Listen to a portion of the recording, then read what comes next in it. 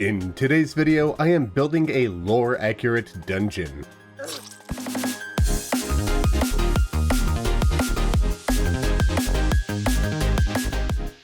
Greetings friends, Khaios here.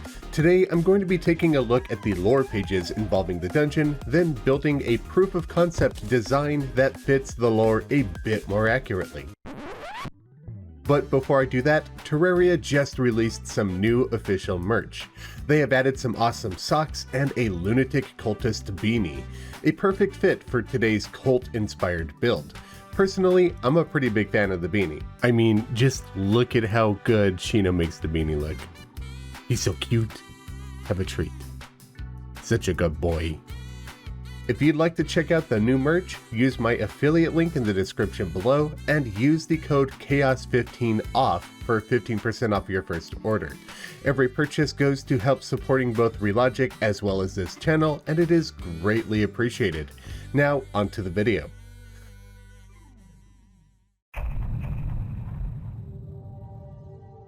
On May 16th, 2019, 8 years after the release of the game, Terraria got its official lore.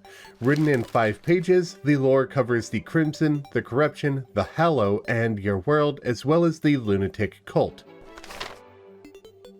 Whatever your opinions on the lore pages are, there's one thing that's always stood out to me from these writings.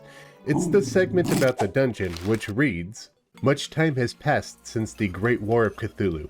However, rumors tell of a lunatic cult led by a fanatical zealot that is methodically seeking to revive Cthulhu to its former power and bring about the end of the world. As part of these efforts, a renowned genius, simply known as the Mechanic, has been kidnapped and forced to rebuild the parts needed to make Cthulhu whole once again. Hushed whispers tell of the results of these experiments, horrible mechanical simulacrums of Cthulhu's organs. The Mechanic has nearly completed her work, only needing to finish the mechanical brain to restore Cthulhu to its full destructive power. Passing travelers hear construction and screams emanating from the dungeon, an evil demonic fortress of the dead, in which the Mechanic is supposedly held prisoner as she conducts her work. Many across Terraria have fallen under the possession of the cult, including the benevolent old man who oversees the dungeon, a once thriving city full of life until a curse forced all of its inhabitants to go mad, living beyond the point where their bodies rotted away and they became mindless undead servants of evil. To me, this lore entry just doesn't quite feel that it fits the dungeon that we have in Terraria. Sure, the Mechanic is found within it, and it is technically overseen by the old man. I could even call it a fortress of the dead, kind of, but even with all of that, it doesn't quite feel like a fit. The lore says that the dungeon was a once thriving city. Well, our dungeon has a bunch of rooms and some furniture in the area, but I certainly wouldn't consider it a city, as it feels more like a labyrinth. Additionally, the Mechanic is meant to be a prisoner within the dungeon who is being forced to build mechanical parts to revive Cthulhu. Nowhere within the dungeon can we find anything that resembles a prison cell for her. She can be found literally anywhere in the area. And more importantly, if she's meant to be building the mechanical parts, where is her workshop? Additionally, while the cultists show up later in the game, there's no reference to them at any point throughout the dungeon. That feels a little bit off to me, as this is meant to be controlled by them. So that brings us to the premise of today's video. I want to build a miniature dungeon completely from scratch that feels like it better fits the lore pages. It should feel more like a city, or it's smaller, so at least a settlement. I'll give it a workshop and a prison cell, as well as some references to the cultists. I also want to show that the settlement was once thriving, and that means having signs of life from the inhabitants that have long rotten or crumbled away, including remains of some of the inhabitants that didn't become undead. I've got quite a lot of work ahead of me, so I'm going to start off by jumping into T-Edit and deleting the original dungeon.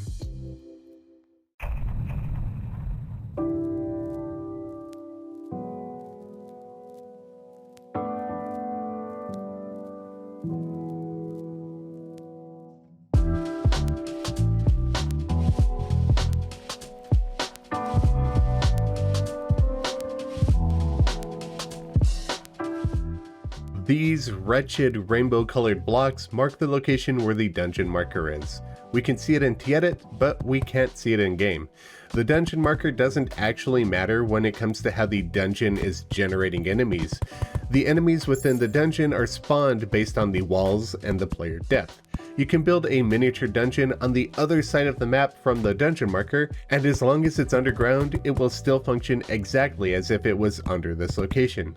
What the dungeon marker does, however, is determine the spawn point of the old man, and later in the game, the lunatic cultists. For now, I'll leave the marker where it is, but I can relocate it in Tiedit, and I'm probably going to be doing that shortly. But first, I'm going to start the build on the surface.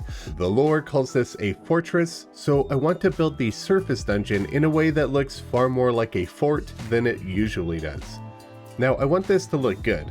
I'm not too worried about making it materially accurate, so I'm going to use whatever blocks I want to pull the look off.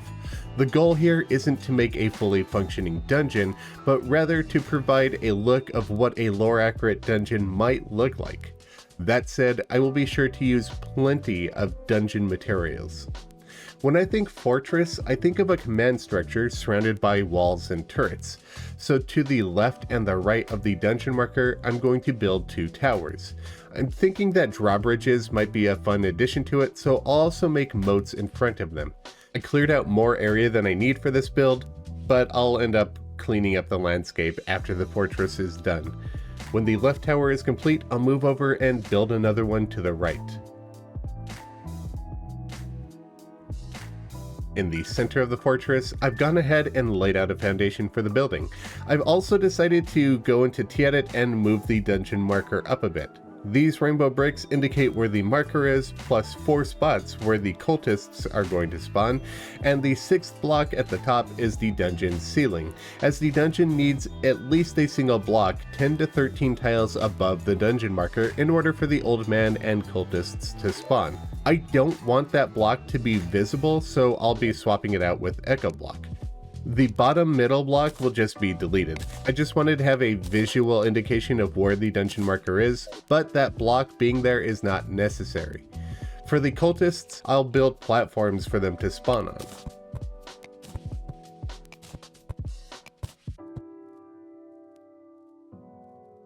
Now to work on shaping the central building.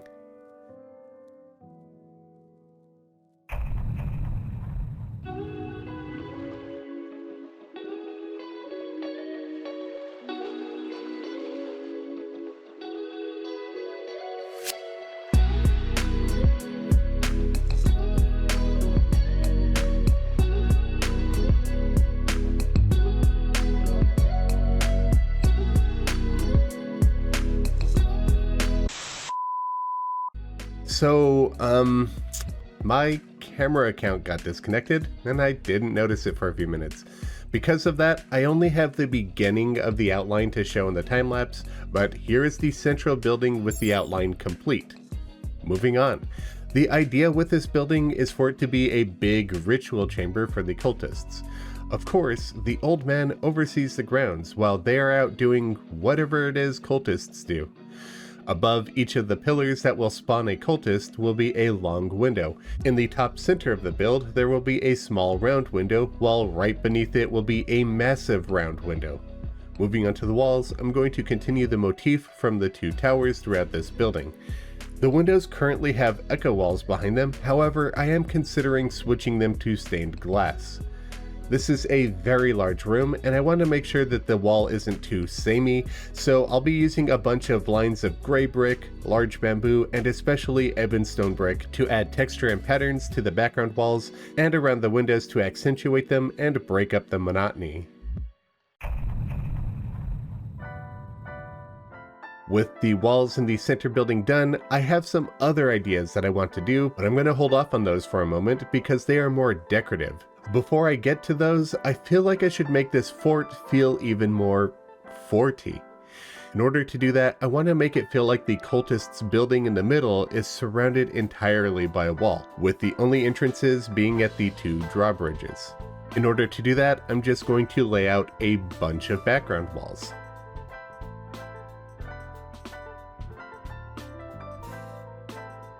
Okay, so I've built a second wall on the other side, but I've also made a few small edits to the background wall that you saw in the previous scene. This area was a bit dark, and I really didn't want it to be that way, as these walls are meant to be in the background, yet they are open fully to the sky. In Terraria, shadow isn't determined by line of sight with the sun or other light source, so having an open wall doesn't mean much. This really makes me wish that Terraria 2 will have dynamic lighting. I feel like that would really take the game to the next level. Anyway, to address this issue, I laid a few lines of mahogany fence which allow light through. I could have illuminate coated it and it would look great during the day, but it would look off at night. So I wanted to go with a different solution. I covered up those mahogany fences with some boreal wood beams, as I like the appearance of that more. So now it not only lets light in, and so you could actually see the background walls a bit better, but it adds some support beams that look like they fit the build pretty well. I am nearly done with the surface segment of the dungeon. I just want to tidy some things up. The fortress needs decorations, the areas beyond the drawbridge need to be landscaped, and I'm not quite happy with the ground level inside of the walls, so I'm going to address all of those really quickly. The exterior fortress is decorated and complete, but I'm gonna make you wait till the end of the video to get a look at it. For now, let's dive underground and get to the actual dungeon. Apparently the original one spawned pretty high above the underground, so we have quite a big pit to jump into. I think I'm going to make this an elevator shaft. The idea of the elevator shaft is that the cultists who have taken over this subterranean village have then used the mind-controlled residents to build the fortress above it, digging an elevator shaft down to where the town once was. And down here is where the dungeon will rest. Let me just clear out an area and start general landscaping, then light it up with torches because dark videos aren't fun for any of us.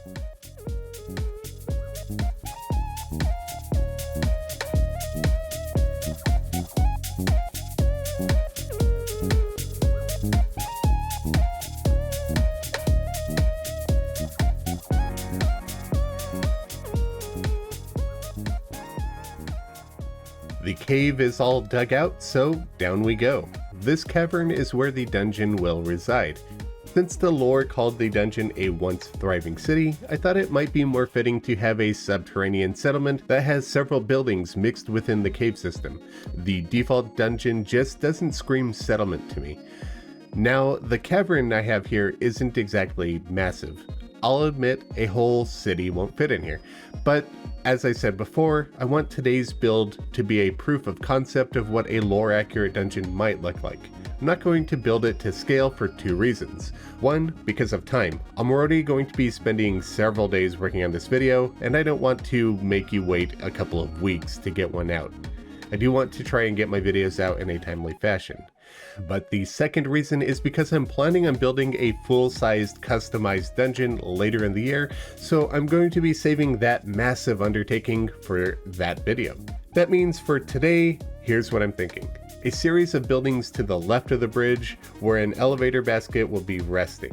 The upper right of the cave will have a few more houses. I want the buildings down here to look similar to the ones on the surface.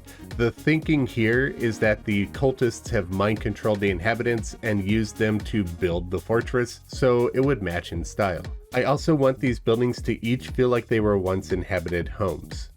Obviously, the houses are going to be built out of dungeon materials, but the cave isn't. It's just an open area. So this concept wouldn't work in vanilla Terraria. Once again, it's just a proof of an idea. If the dungeon were to be generated like this, I would change it so that the dungeon spawns would be tied to a number of blocks in the area, more like a mini biome, rather than requiring specific background walls. This would allow for far more diversity in both layout and material choice. The layout of the abandoned houses is completed, but there are still a few things that I want to tackle. The big one is this large chamber down here. This is where I'm going to be building the workshop that the mechanic has been using to build the mechanical parts. I'm just going to quickly lay out the structure and shape the rock around it. I've shown you all enough time-lapse of me doing that, so I'm just going to do a quick cut. There we are, one large chamber to serve as her workshop. On the right side of it will be her prison cell. In this proof of concept dungeon, if it were to be implemented in Terraria, or maybe Terraria 2, I would have the mechanic spawn on a set spawn point, so that she would appear in the cell. Her quarters decorations will be very simplistic. A bed, some chain, a small table and chair, a couple of lanterns, and a bone pile. At least she has plenty of barbecue ribs and coffee to survive off of, and a friend to hang out with. Moving on to the workshop, the lore says that the mechanic only needs to finish the mechanical brain to revive Cthulhu, so I think I'll try to build a half-completed mechanical version of the Brain of Cthulhu in the center of the room. I've always thought it would be interesting if, when you burst into the dungeon to free the mechanic, you find the unfinished monstrosity. Of course, it would look much better as a sprite, but I'll give my best attempt at building it.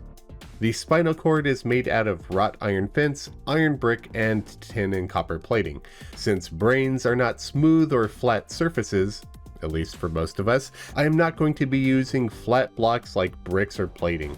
Instead, I'm going to be using lead and tin ore, as they have more of a bumpy texture while still looking metallic.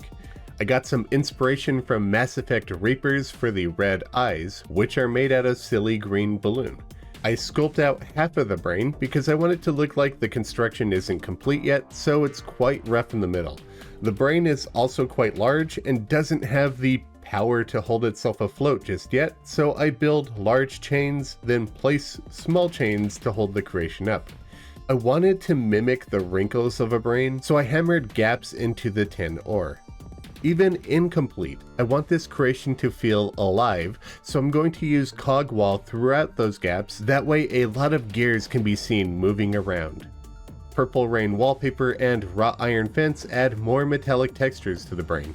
A few more dangling chains and a layer of a luminant coat to make the entire thing pop will round out the under construction boss that we never got.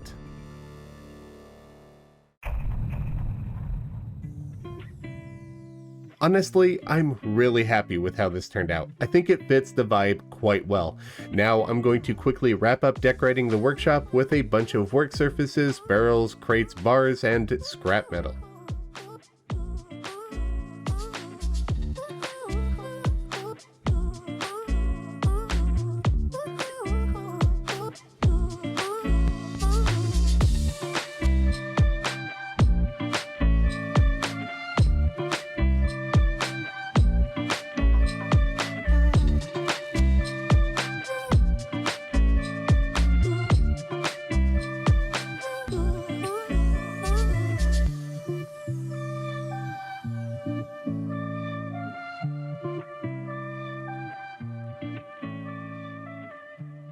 Next up, I'm going to quickly decorate the dungeon.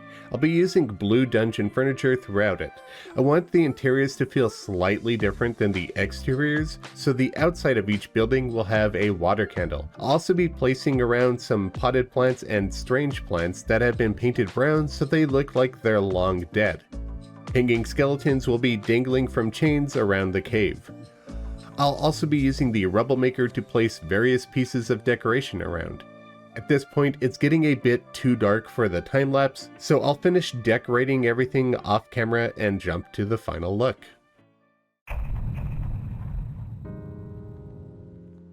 I've put a ton of work into this for the past couple of days, and I'm really excited to show it off to you.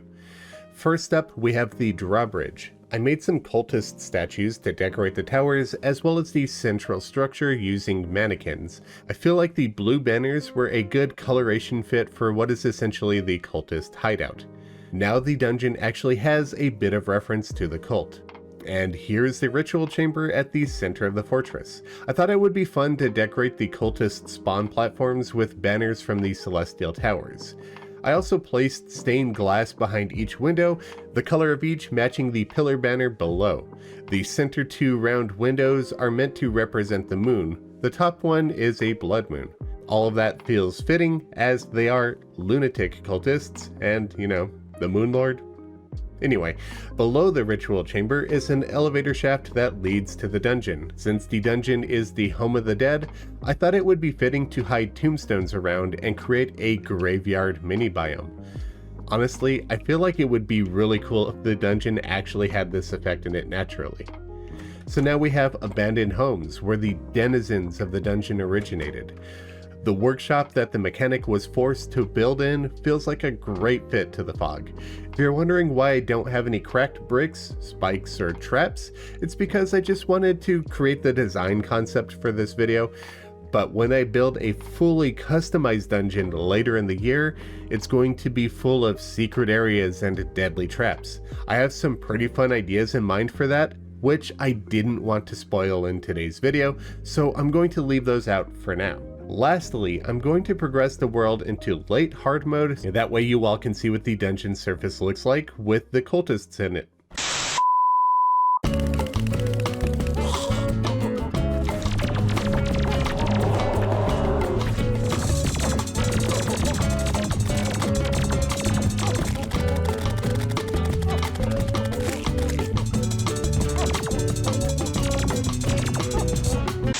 And here they are. Look at them all happy about their new house.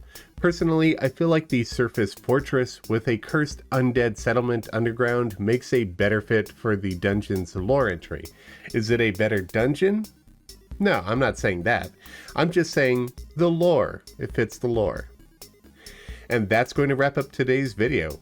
Remember, if you're looking at picking up the new Terraria merch, be sure to use my link below as well as my discount code. If you all enjoyed the build, please consider subscribing to the channel. Leave a like and tell me what you all would like to see me build in a future video. A huge thank you to my biggest supporter for the month. Sarcasm not intended. And be sure to check out my channel artist, MythicalWater, linked in the description below. Thank you all very much for watching. Be back soon with a new video. Happy building.